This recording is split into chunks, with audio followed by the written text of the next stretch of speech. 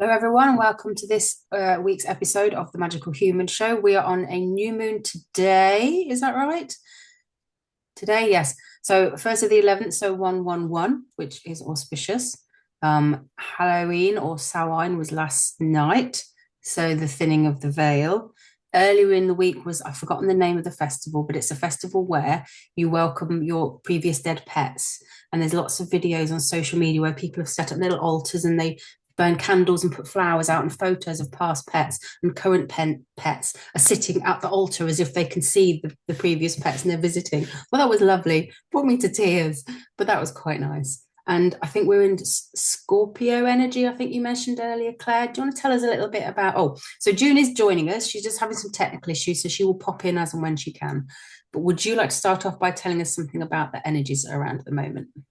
Yeah, sure. So, as you said, last night was Samhain, so that's the end of the witches' year, as it were. So, we start the new year in line with basically when the fields become fallow, which is the 1st of November or around that time. Actually, the astrological Samhain is the 6th of November, but we all have these dates that we just establish on these days, not for all ceremonies, but some of them like Imbolc and this and Beltane, and actually when they actually happen isn't always on those dates, is my point. I seem to have found a long-winded way to say that. But anyway, that isn't going to be the style in which I approach today's session. But yeah, so that was really an opportunity. If you haven't done so already, you've still got to the 6th of November to really evaluate what you've achieved since November the 1st last year. How was your winter last year? Did you rest enough? Did you make sure you didn't get ill? If you did get ill in winter last year, then you weren't resting enough. So have some concept around that. Also, what seeds did you come up with? So ideas, what did you plant? Did you reap what you sowed?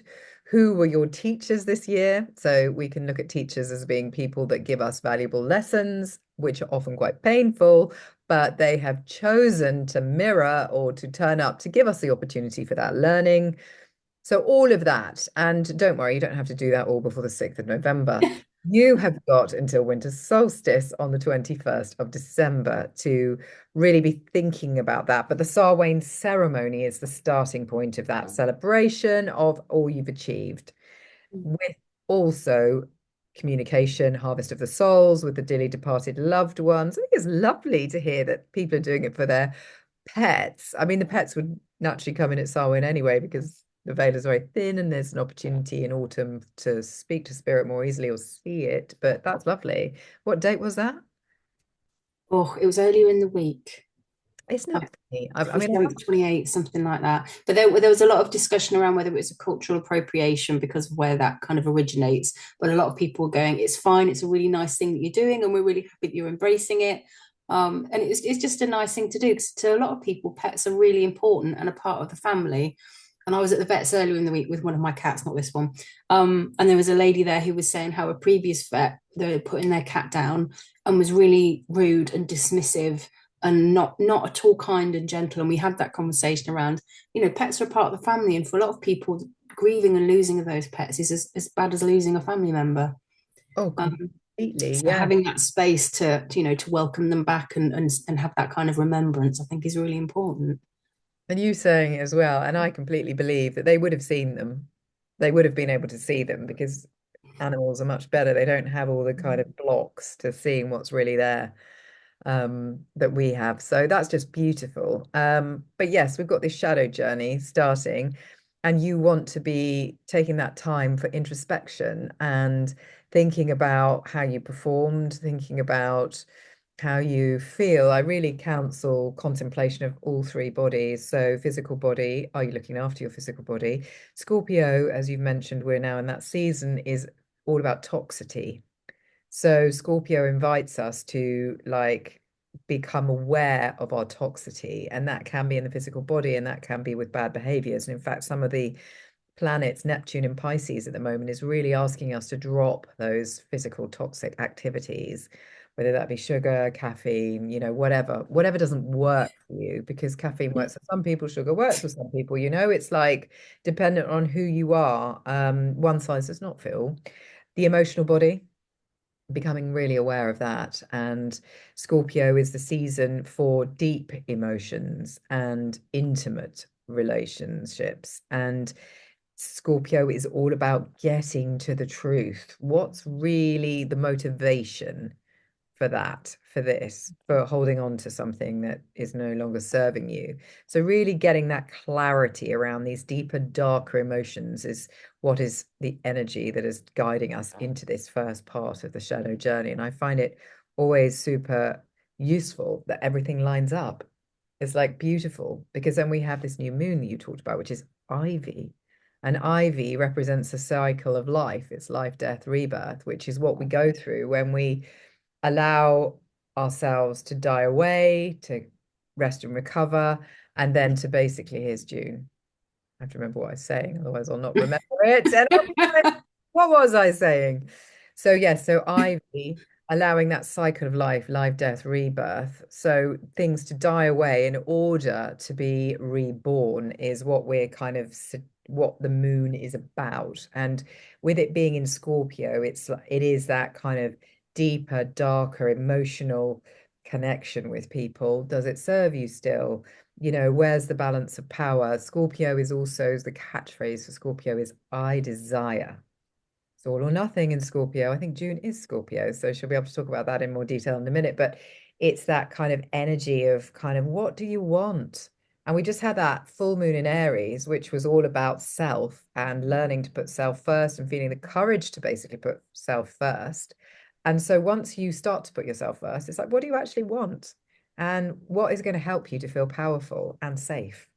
And that's what this new moon is about. It's like power, it's about safety, it's about getting to the bottom of ancestral and family secrets and taboo. So there may be things you didn't want to kind of look at that actually you know in your heart of hearts are hidden in that cellar that you need to uncover and reveal. And that's what this time is about. So You it's know, not just the truth being revealed about people around you, it's about your internal truth as well. yeah, and as we know, truth is relative, isn't it? It's like a construct, it's relevant to our own filters. So we all have our own version of the truth. Only the higher divine source has complete truth. We on mortal earth have a version, our version of truth. Mm. Hello, June, welcome. Welcome. Sorry, I'm late. I was here all early and everything, and then I got embroiled in a technological hiccup with my browser. So, and then I forgot to look back at my emails.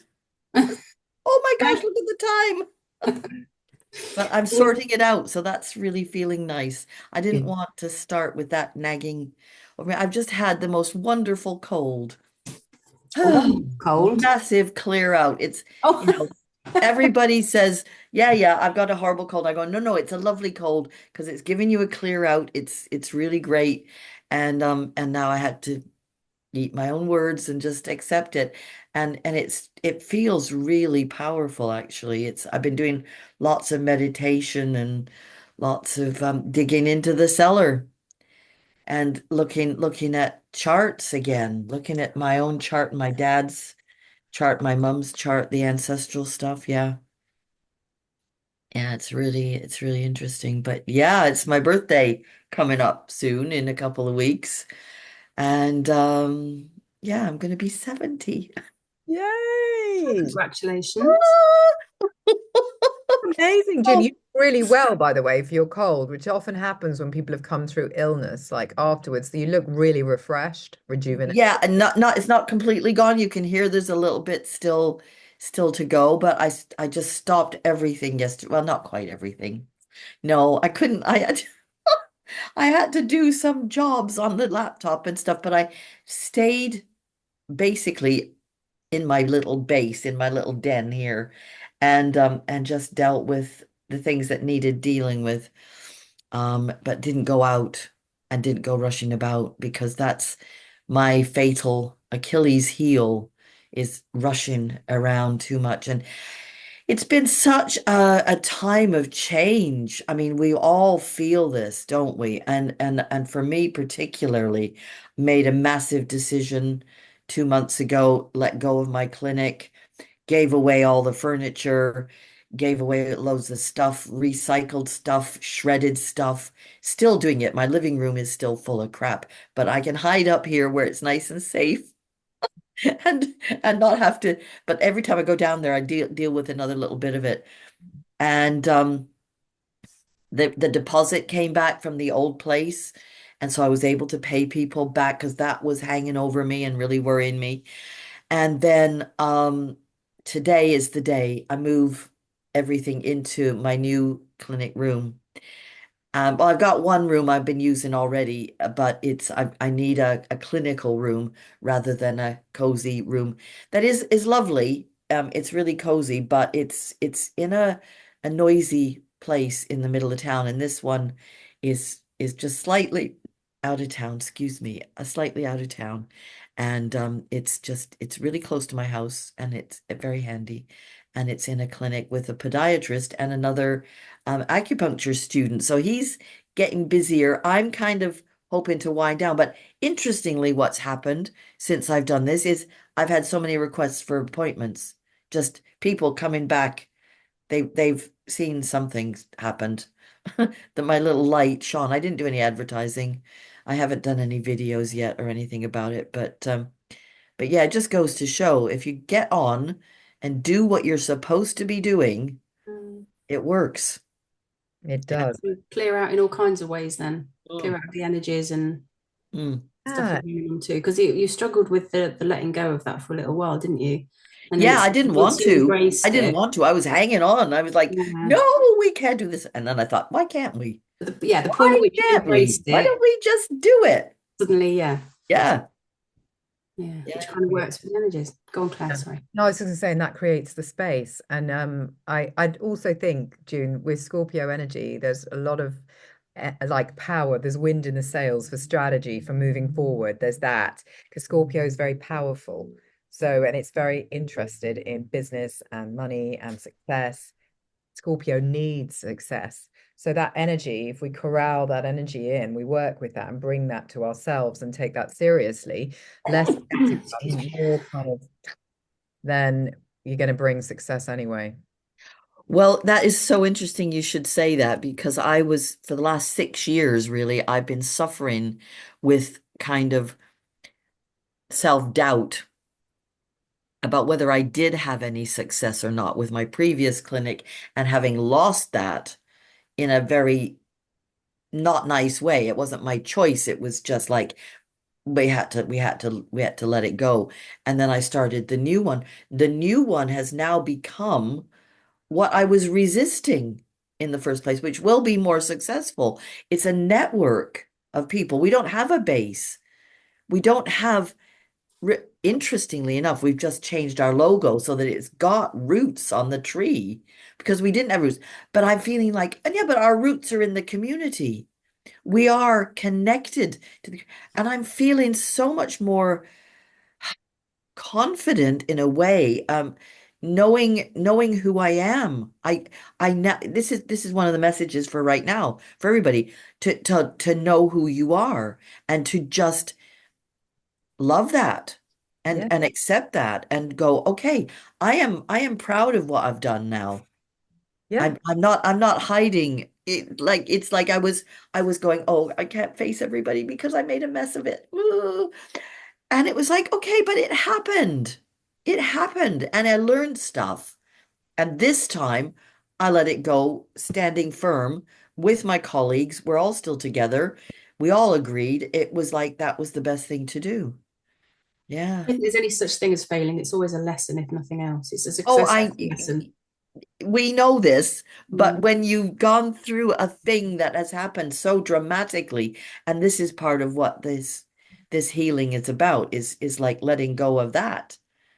Because it was very unpleasant and it involved a lot of money. And it was not good in that sense. It's letting go of ego ultimately, isn't it? It's letting go of Yes. ego because ego is fear and fear of lack. And once you let go of that, and as you said, you were worried what you would say to other people. And it's those silly things that we land up thinking to ourselves, Yeah. What will everybody else think of me? And it's so ridiculous, but it's so almost unavoidable. Yeah. It's such a weird thing because, as you say, you know it all, but actually putting it into practice is not always immediately obvious when you're right in the middle of it. No, it's a harder thing to do than to say.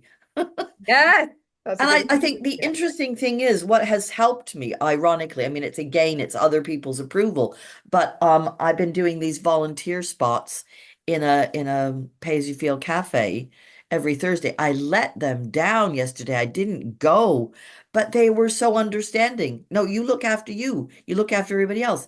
And but the stuff I get back, the love I get back from there, the people feeling better from just a little 15-minute, that has done me so much good.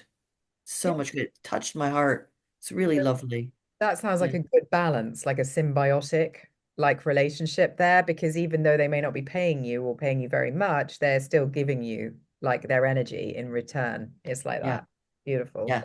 And they Yeah. come back every week and they just like they're so loyal. Yeah, it's really lovely. Mm. I wonder how much of the difficulty of letting go of the clinic was the fact that it was other people's livelihoods and other people's jobs and other people's money. Where if it was just you in a room and your money, it would have felt less tricky because it's just you that's where it's not succeeded. But when it involves other people, then you feel responsible for them I as well. And it kind and of that's amplifies. that's exactly what I've let go of. I mean, at one point I had 25 people in the previous clinic, and I was turned into an admin person and a timetabling person and a promoting everybody else person before I bothered to think about what I wanted. And that went on for nearly 40 years. It's enough already. It's so is June. It's so funny because I tried to set up I did have a collective of people as well, and it basically exactly the same thing happened. I landed up being everybody else's mother, and I didn't put any energy into promoting my own business because I was too busy promoting everybody else's business. And then I had to pull back from that and go, actually, I'm just going to work for myself and really work for myself. And it's great to work with people, but actually, with what I do, it's just easier if I do it myself, just because of the stage I'm at in my life. But it was Yeah. quite difficult to give myself permission to do that, even though it wasn't serving me, because I felt that I really loved these other people and I really wanted to promote what they were doing because I really believed in them and I really wanted to help them. But actually, yeah, Yes. the cost to me. Yes. What I'm Well, hearing is when you set up a community or a group or collective, if you can do that, that's great. But always appoint someone to do the admin marketing side of it because well, you that would have been a good idea. but that's the learning, isn't it? Going forward, you need someone to do that stuff so it doesn't land on your plate because Yeah. you've got your own stuff that you should be doing, and that stuff is someone else's specialty. But you need to earn enough money to pay them because they won't do it for nothing. And I am the only mug who would do it for nothing. So that was the, and I couldn't see a way out of that because I couldn't work to earn enough to, you know what I mean? It was, yeah, one of those tricky Catch catch 22. 22 things. Mm. Yeah, complete. And that's the thing, I think. Let's talk about that in general sense of setting up community. A lot of people are drawn to working in community in these times. I mean, all the kind Mm. of, Venus is in Sagittarius at the moment, which is all about humanity and, universal love and all that kind of stuff. And it's that energy around that is very attractive to people. People are trying to find their communities. And certainly the COVID experience helped people to do that, really kind of in a spiritual awakening. But when we set up these communities and we work in this kind of way, it's an awareness of the fact that it's not always what you expect it's going to be. You can have these fantastic aspirations, but ultimately the buck always falls on somebody's shoulders. Somebody always has to be the leader, and the leader always has to accept that they will have to lead and probably not be able to do much else because the politics doesn't go away. Doesn't matter how holy you are, politics is still there because we're all human. Yeah. Don't expect other people to think or have the same values that you do.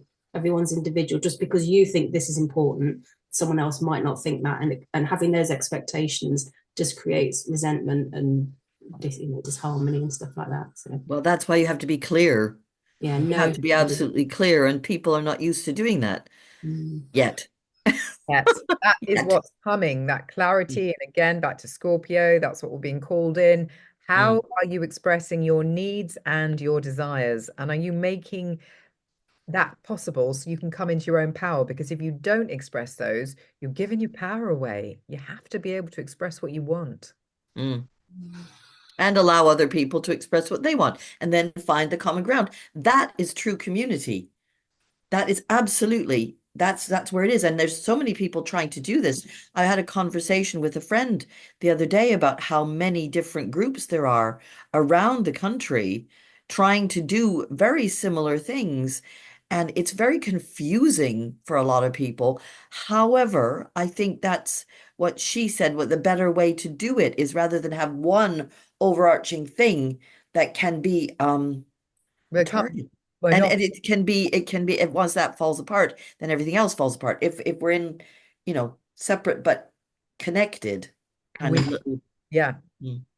I agree totally. It's a challenge. And this is also a time, by the way, for new project launchings, dream projects, and finding new friends or collaborations. So very in line with our community. But just remember when you're setting up a community to make sure, as we've all said, that you take into consideration your own wants and needs and motivations for doing that and be clear about them. And purging material items that are of no longer use. And I have to say, it sounds like you're doing that, June. I'm definitely doing that. You doing that, Tamar? Well, I'm always kind of selling stuff on Vinted, but I'm also always buying stuff on Vinted. So it's the removing of the stuff we don't need anymore, but replacing with other new shiny stuff that we do want. Yeah, yeah.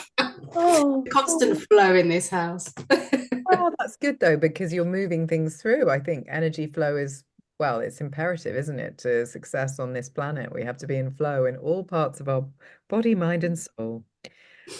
Other things to note, Mars in Cancer, still in Cancer. As I said, it's going to be 8 months, so we're probably about month number 7 out of that 8 months. Remind us, just give us a quick summary on what that means. Balance your actions against your emotions is what it means in general. So that means making sure that your actions have an emotional motivation that is in alignment with your true self, and allowing emotions even into the picture when you're thinking about actions. So if you're not feeling very energetic, don't be very energetic. If you are feeling restful, be restful, that kind of thing. But also, it's an opportunity to heal childhood wounds. So, some of that scorpionic energy of bringing things up, if there are dark things in those cellars, you are likely to get a different take on it during this time, which will lead to a deeper understanding. And that Mars in Cancer, that masculine in mother energy, because Cancer's mother, is about wanting to change that and allow some healing and transforming to go on. But of course, if we do that, then we have to forgive, release, let go. And Do we have to forgive? I don't think we necessarily have to forgive, but the releasing and letting go we do. We forgive us. Yeah. There we go. Does that sound better? We don't Yes. have to forgive other We don't people. ever push forgiveness on people. Forgive ourselves. Sorry. Very, very valid point, because why Yeah. should we forgive other people for being difficult and horrible to us? Mm. There's a time and a place, but it's not every time. No, absolutely, 100%, Tamar. Have you got any good kind of forgiveness rituals that you do, Tamar, that you're quite good at rituals? And I put some basil down my front door. I did remember to actually wipe down my doors in basil oil once. I do need to do it again. I've got to do that yet today. Supposed to do it Yeah. every Thursday. My squirty bottle's all bunged up, so I'm having to tip it and wipe it. It's not quite as magical. But it's cinnamon the first of the month, isn't it? Cinnamon blow in tea as well. blow cinnamon in the first day of the month and wash your front door with basil water every Thursday. But would the first day of the month be the first new moon? I just do it first day of the calendar month. I think as long as you're doing it on a regular basis, let's not, it's the intention more than anything else, isn't it? Yeah. I'm going to do a tiny bit of cinnamon, because otherwise it's just going to go everywhere. I'll colour my tub. Face full of cinnamon. Any forgiveness do you want to talk a bit about forgiveness? Because that's really a very hot topic at the moment, forgiveness. I'll talk about letting go. I think forgiveness is a very personal thing. Okay. And you either do or you don't. It's the letting go that people find hard. So I think burning stuff is really helpful. So in therapy, we do the letter writing, where you've got something to say to someone and you need to get it out, but then receiving it isn't going to change, because like a rule in therapy is you can't change someone else's behavior, only the way you respond to it. So you write the letter for you write everything you need, the good, the bad, the ugly, and you burn it and you let it go. And it's kind of therapeutic and cathartic is the word I'm looking for. So You can write stuff down and let it go. What else would you do? You can do sort of cleansing, like washing your hands. Like a shower is kind of a cleansing ritual in itself, isn't it? So wash your hands with things and just kind of speak about what you want to release. So, I'm letting it go, and burying stuff, and only natural stuff. Don't go burying bits of plastic. But do you know what I mean? It's that kind of the physical removing of something that represents the emotional removing of something. Right. Yeah. So you charge the item up first with all of the emotion before you then take it through the process of burning it, burying it. I guess burying it is giving it back to earth to withdraw it rather than, putting it in another cellar. Yeah. It's like burying. Yeah. Yeah. It's like, I don't want to feel that. It's So like, bay leaves are good for burning. So they're good for, like, if you want to bring in a wish on new moon, you write it on a bay leaf and you burn it. You could, if you want to release stuff, you could write it on the bay leaf, burn it, and then take the ashes away from your home and get rid of them, because that's natural. You can that's burn them. So it. bringing stuff in, you bury in your garden. Releasing stuff, you bury away from the house because you're letting it go. Exactly. Take it away. Take That's it the stuff you want. That's the stuff you wanted. Something I'd realized when I was giving someone some hypnotherapy the other day, because I'm now up and running and doing my case studies, and the issue was somebody that had not been allowed themselves in their entire life to have space to have emotions. I think a lot of people find themselves in those situations.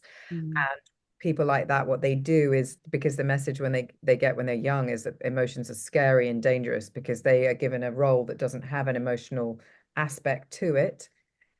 They then pick people in friendship and relationship which fill up their emotional body with the other person's energy. So they get to experience emotions, but they're not experiencing their own emotions, but they are experiencing emotions in a safe way.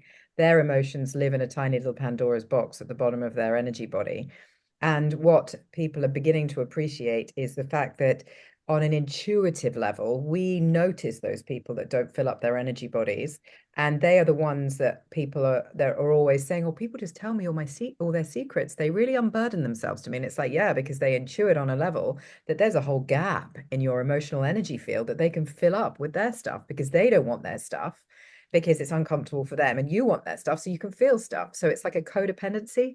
So I would just kind of came to that the other day, and I was like, yeah, we really have the responsibility to fill up our own energy bodies and live in that, because if we don't, and our spiritual bodies, etc., then we're ripe for takeover.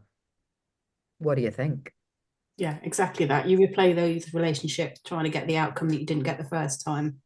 And so there's something around finding a safe space. So where I guess you would take this to attachment theory. So attachment theory is that the first few years of your life, your relationship with your main carer sort of dictates then how your relationships play out. And what we all want is a secure attachment. Very few people do. Most of us have insecure attachments. So what you need is to be around someone with a secure attachment so you can safely feel those feelings until you get used to them and you recognize them and can do it yourself. And then you become a secure person and you get a really healthy relationship. But it's about feeling safe to do that. But that's how you end up with the people pleasers and the people that abandon themselves for everyone around them. And a lot of people do that, eldest daughters especially. Yeah. Which brings us back around to what we were talking about before. Well, but I think that is a different thing. That's a personal one-to-one kind of relationship you're talking about. Yeah. Claire, what I thought Claire was talking about is people who do that often as a therapist. Mm-hmm. Well, yeah, Because we absolutely. do need to put our own feelings on one side when we're talking to people. We can't be full up with all those, but it's a different thing. We have to put that down when other people give us their stuff. We put it down again. We leave it in the room. We don't bring it with us. But I think I also meant the people that are untrained yet, that are thinking they would be good therapists because people are always telling them things off the cuff.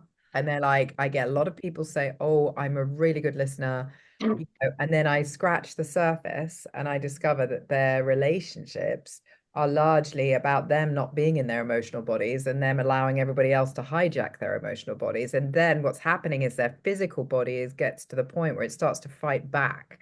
And that's where we get anxiety and feelings like that, because the physical body is going, you've got all this unprocessed trapped emotion in here that you haven't even allowed yourself the space to even go through. So I'm going to make you ill now because it's stuck. So I meant like that. I think with therapists, we're all trained. We know we're secure within ourselves. And when that person comes in with them, as you say, it's like, goodbye, take your stuff and I'll hold it. You, in fact, take it and bring it back next time. So part of the counselor training was about leaving the stuff in the room. So when I first started working with clients, I would think about them all week and worry about them and think about them and was carrying with them with me. And that was quite a big learning curve. Yes. And that's something you have to really work on, and protecting your energy and putting it down and realizing you're not responsible for them. All you can do is work with them in that hour that you have. And then it's for them to work with after that. And it's really hard to kind of move to that place when you're used to absorbing everyone's energy around you. So working on protecting your energy and really strong boundaries. So boundaries are the thing that they work on in the training. Yeah. And I still sometimes fall foul to it. I had a friendship a year ago where I just thought one day, if I asked her anything about me, she wouldn't be able to tell you anything, but I know everything about her. And so you fall into it. And I was like, this is not healthy, and have to walk away from it. So you can't just like flick a switch one day and everything's perfect. Those cycles will keep coming around, and it's just something to be conscious of, I think. Yeah. I put clear quartz crystals in the corners of my treatment room as well, to help And take does that away absorb the stuff energies? because if you got one person after another, it's got to be done right then and there. And people's emotions do hang around. And yes, and spray. And smudge. Yep. Spraying everyone, smudging everyone.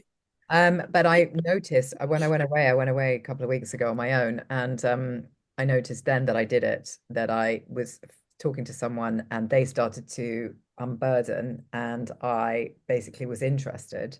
And then I couldn't stop thinking about all the ways I could help them. And I got quite annoyed with myself because I was thinking, you're not being paid for this. And I find when there's money wrapped around it and time wrapped around it, then it's easier for me to have that boundary in place.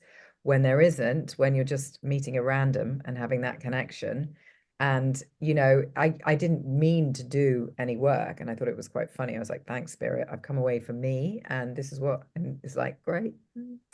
But it was waking me up in the night thinking about how I could help this person. And I was just like, this is ridiculous. Absolutely ridiculous. Didn't have any smudge with me. But that's because you weren't ready for it. When you're going into a treatment, you can prepare and prep for it, but meeting some random on the street. So I've kind of switched to, instead of going, I can do this, I can do that for you, going, well, you could look into doing that, or you could look at that, and kind of just redirecting them to where they can get the help and not taking that responsibility on myself. I'll do that next time. Good thinking, Taylor. Yeah. So a few weeks ago, I'm just going to tell you this, I went for that sound bath healing. And oh yeah, so cool, so very cool. We put my son at the front. We should have put him at the back because he's little. But it was really interesting. It was like an hour, and all the she did all the bongs and all the different sounds and all that. And it was really interesting, and I could feel. And I have difficulties with my joints, my wrists and my ankles, and I could feel them clicking as we were doing the process. And my wrists haven't hurt since. My ankles were fine for days afterwards. It was really interesting. You get all the different sensations in different parts of your body depending on what hurts, I guess it is. Yeah, the vibration that she's using. So very cool. We'll do it again. Very much enjoyed that. lovely. Well, it's not surprising sound would work well for you because you've got a lot of air in your chart. So air frequency is very kind of, relative to you. It's going to be, and it's the same for me as well. I find it very healing. It's healed loads of stuff. And tuning forks. That's another thing I do. A friend of mine has given me 3 little tuning forks for clearing the space. I do figure of 8s around the couch and around the room with the tuning forks too. I can't use them on people. I'm not trained to do that, but I know people who are, so that's fine. I have a little singing bowl that I really like, but I struggle to hold the thing on the bowl and keep the sound going. I have to keep practicing that. A bit cack-handed. Well, everyone. Very interesting. Time. This may be a time to finish on a lovely uplifting note. Oh! Well, Well done, June. Well done. Didn't Okay, my mean- lovelies, very nice to see you both again. Hopefully see you on the next full moon. I think we missed the last full moon, life took over. But we will do our very best to be around in a couple of weeks for the next full moon. Thank you for Definitely. joining us. Yeah. Yes, we are definitely because it's a Friday. Yes, 2 weeks today. Yeah. Okay. Thank you. Bye.